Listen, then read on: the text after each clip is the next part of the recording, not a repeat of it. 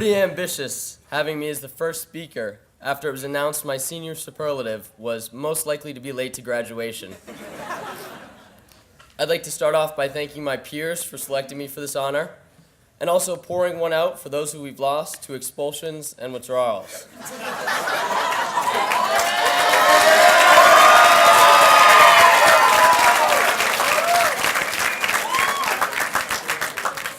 In preparation for this speech, I decided to seek out advice from Mr. Mastrangelo, whose son AJ was the keynote speaker last year. Frank told me that I needed 3 things to write a great graduation speech. He told me that it needed to be short, it needed to be sweet, and it needed to be funny. So I decided to write about myself. Vertically challenged, comically inclined. No, I'm just kidding. But seriously, this is a position that I would have never thought I'd be in had you asked me a few years or even months ago. Many of you, parents, family, friends, might not understand why, so allow me to introduce myself. My name is Will Adam. I'm an 18-year-old from Boston, Massachusetts, and a 3-year senior in this graduating class. I arrived at Lawrence sophomore year after transferring along with several friends when my previous school canceled its football program. Immediately, I recognized how much more comfortable and how much happier I was here. I connected with my peers and teachers and began to enjoy day-to-day life more than I had in my previous school. After being told that I would be speaking to you today, I was a little worried on how a high school senior would have any wisdom to impart to my peers and elders, but I will do my best. Try to pause and appreciate the day-by-day memories. While you will remember good times with friends, it is the other little memories that can be so easily forgotten. Daily things that you might forget to appreciate until it's too late. And when you look back, forgotten memories hurt even more than the ones never made. In high school, as opposed to in life, there are surprisingly few repercussions. And while the repercussions after high school are perhaps a little greater, my message can resonate with parents, friends, and alumni too. My good times began in Waters House, where I lived with my roommates Thomas Greeny and Josh Arruda, who remain 2 of my closest friends to this day. Waters was about as close as you could get to a fraternity house at LA, affectionately known as Delta Phi Sigma Many. A collection of athletes, class clowns, and international students. Looking back on that year, I honestly can't remember doing a single homework assignment.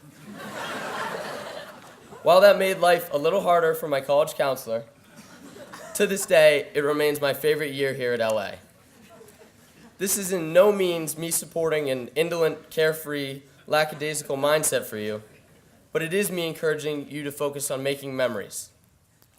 Because you won't remember that homework you took hours to complete, or that test you studied a week for, or that bad grade you got at midterm. But you will remember the good times you had with friends. My good times were rollerblading to go fishing with Ian, wrestling with my roommate Murphy in room D210, 2 ISL football titles, night crawlers, JV baseball, bleaching my hair, my winter at Give Kids the World, kayaking with a broken wrist in Belize, sorry Tony, many reply alls to all school emails,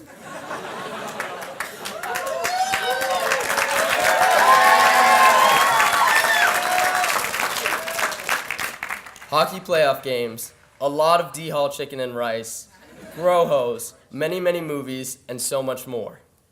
And one for the parents, seeing Mr. Scheibe courtside at the Celtics and finally understanding where those tuition increases went.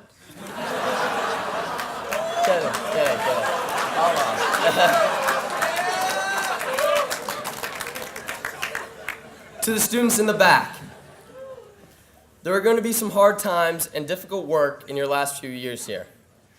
But make sure you make time for the little things. Hang out with your friends during MX, walk down to Jay's, hit dunks during your free block. And in the least lecturing, parental nagging way possible, these are 4 of the most memorable and fun years of your life. Learn from your teachers, learn from your books, but most importantly, learn from your peers. They are by far the biggest influence on who you are in high school, but also who you can become. Your developing minds learn from your surroundings, so make sure you are surrounded by those who will make you your best self. Figure out what makes you happy. Learn from your failures. Never live in the past and avoid living in the future. Live life one day at a time. Growing up, we spend a lot of time thinking about the future, about college and all of the things we can do when we are older, the freedom and responsibility we will have. But soon, those thoughts and desires to age change, and they change fast. Why could we have not listened to our parents when they told us? Don't rush to grow up and be older, because you will never have memories like you have from your childhood. Appreciate your adolescence, as I hope the parents and faculty did theirs.